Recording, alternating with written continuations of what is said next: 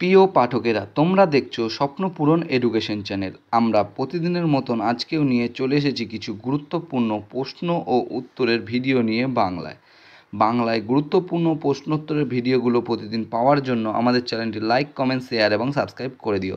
Subscribe করে bell আইকনটি press করে নিও, তাহলে নতুন নতুন ভিডিও নোটিফিকেশানগুলো তোমরা খুব সহজেই পেয়ে যাবে। এবং আপকামিং পরীক্ষার জন্য এই প্রশ্নোত্তরের ভিডিওগুলো কিন্তু খুব গুরুত্বপূর্ণ, তাই ভুলেও কেউ ভিডিওটা স্কিপ করো না, পুরো ভিডিওটা অবশ্যই মনোযোগ সহকারে দেখো। এবং নতুন যারা আমাদের চ্যানেলে প্রশ্নোত্তরের ভিডিওগুলো দেখছো তারা অবশ্যই লাইক, কমেন্ট, শেয়ার এবং সাবস্ক্রাইব করে বেল আইকনটি প্রেস করে নিও। এবং তোমরা তোমাদের বন্ধুদের প্রচুর পরিমাণে ভিডিওগুলো শেয়ার করো, যাতে তারাও আপকামিং পরীক্ষায় এই প্রশ্নোত্তরের ভিডিওগুলো পেয়ে উপকৃত হতে পারে। এবং এখনও যারা আমাদের চ্যানেলটি লাইক, কমেন্ট, শেয়ার এবং সাবস্ক্রাইব করোনি তারা অবশ্যই লাইক, কমেন্ট, শেয়ার এবং সাবস্ক্রাইব করে দিও। এবং তোমাদের কোন বিষয়ের উপর ভিডিওর প্রয়োজন আছে তা কিন্তু অবশ্যই কমেন্ট বক্সে কমেন্ট করে জানিও। তাই বেশি সময় নষ্ট না করে চলে আসি আজকের প্রথম প্রশ্নে। আজকের প্রথম প্রশ্ন,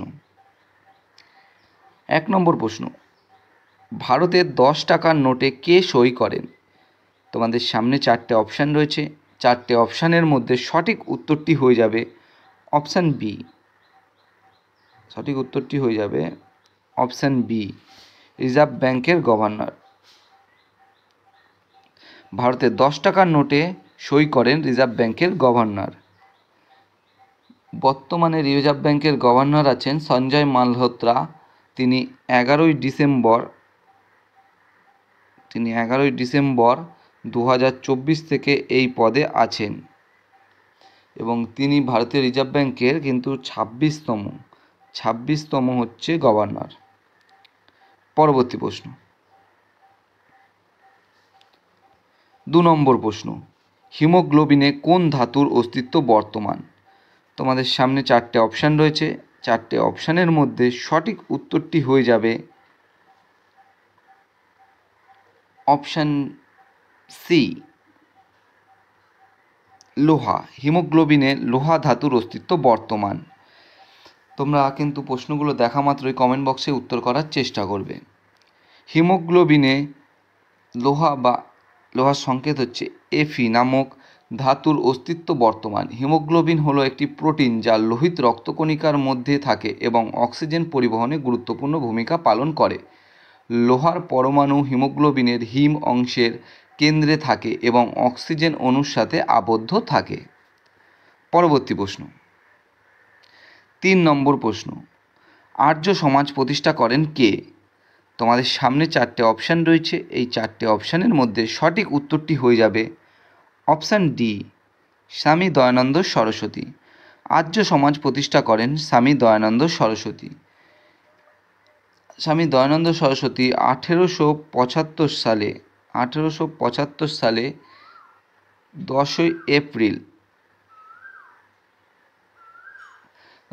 এপ্রিল বোম্বেতে এই সমাজ প্রতিষ্ঠা করেন। কোথায় করেন?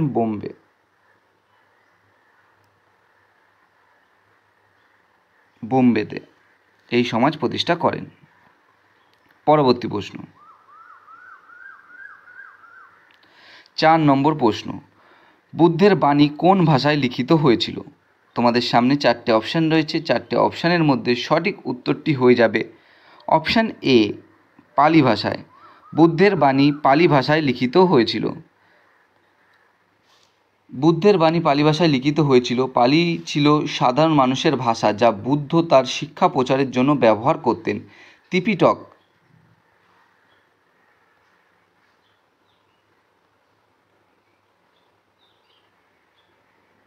ত্রিপিটক যা বৌদ্ধ ধর্মাবলম্বীদের প্রধান ধর্মগ্রন্থ, সেটিও কিন্তু পালি ভাষায় রচিত। পরবর্তী প্রশ্ন, 5 নম্বর প্রশ্ন, শক্তিস্থল কার সমাধি? এখানে 4টে অপশানের মধ্যে সঠিক উত্তরটি হয়ে যাবে অপশান বি, ইন্দিরা গান্ধী। শক্তিস্থল ইন্দিরা গান্ধীর সমাধি। কারণ শক্তিস্থল, ইন্দিরা গান্ধীকে আয়রন লেডি অফ ইন্ডিয়া বলা হতো, তাই শক্তিস্থল কিন্তু ইন্দিরা গান্ধীর সমাধিস্থল। পরবর্তী প্রশ্ন, অ্যামোনিয়াতে থাকা নাইট্রোজেনের যোজ্যতা হলো, এখানে 4টে অপশানের মধ্যে সঠিক উত্তরটি হয়ে যাবে অপশান এ, 3। অ্যামোনিয়াতে থাকা নাইট্রোজেনের যোজ্যতা হলো 3। অ্যামোনিয়ার সংকেত কিন্তু হচ্ছে NH3। অ্যামোনিয়ার সংকেত কিন্তু NH3। অ্যামোনিয়াতে নাইট্রোজেনের যোজ্যতা হলো 3। নাইট্রোজেন তার বাইরের কক্ষে 5টি ইলেকট্রন ধারণ করে এবং হাইড্রোজেনের সাথে 3টি সমযোজী বন্ধন তৈরি করে তার অষ্টক পূরণ করে, যার ফলে নাইট্রোজেনের যোজ্যতা হলো 3। নাইট্রোজেনের যোজ্যতা কিন্তু 3। পরবর্তী প্রশ্ন 7 নম্বর প্রশ্ন, একটি অসৎ ও সোজা প্রতিবিম্বের জন্য দর্পণের বিবর্ধন হবে। এখানে 4টে অপশানের মধ্যে সঠিক উত্তরটি হয়ে যাবে অপশান এ ধনাত্মক। একটি অসৎ ও সোজা প্রতিবিম্বের জন্য দর্পণের বিবর্ধন হবে ধনাত্মক। একটি অসৎ এবং সোজা প্রতিবিম্ব তৈরি হওয়ার জন্য দর্পণটি অবশ্যই একটি উত্তল দর্পণ হতে হবে অথবা একটি অবতল দর্পণ হতে হবে, যেখানে বস্তুটি মেরু এবং ফোকাসের মধ্যে অবস্থিত। পরবর্তী প্রশ্ন 8 নম্বর প্রশ্ন, স্টেট ব্যাংক অফ ইন্ডিয়া এর জাতীয়করণ হয় কবে বা হয়েছিল কবে? এখানে 4টে অপশানের মধ্যে সঠিক উত্তরটি হয়ে যাবে অপশান ডি 1955 সালে। 1955 সালে স্টেট ব্যাংক অফ ইন্ডিয়ার জাতীয়করণ হয়েছিল 1955 সালে। 1 জুলাই 1955 সালে 1 জুলাই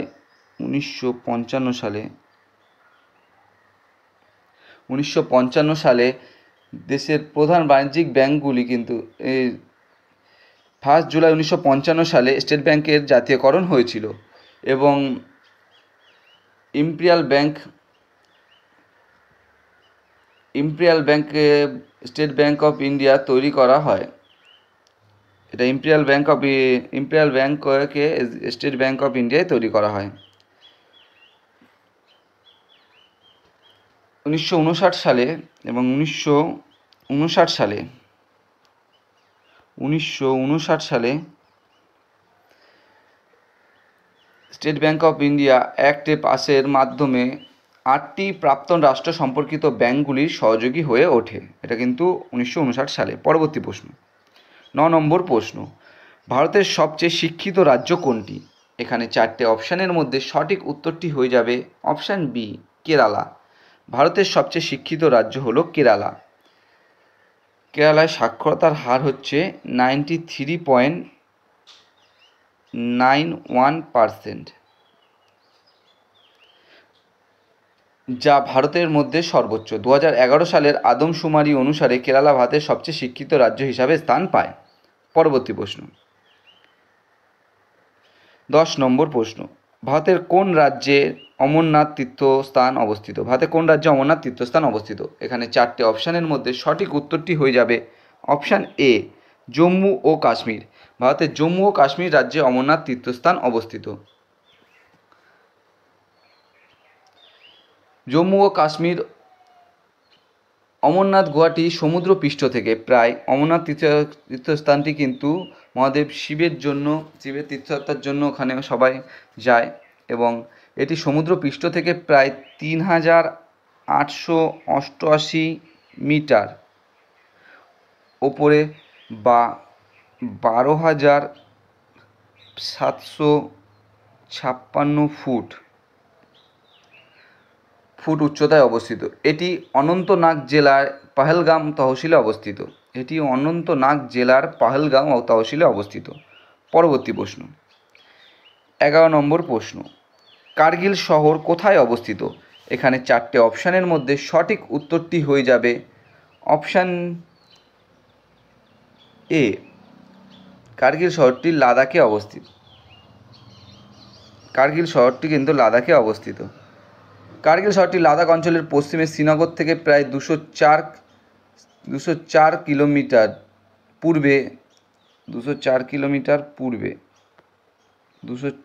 কিলোমিটার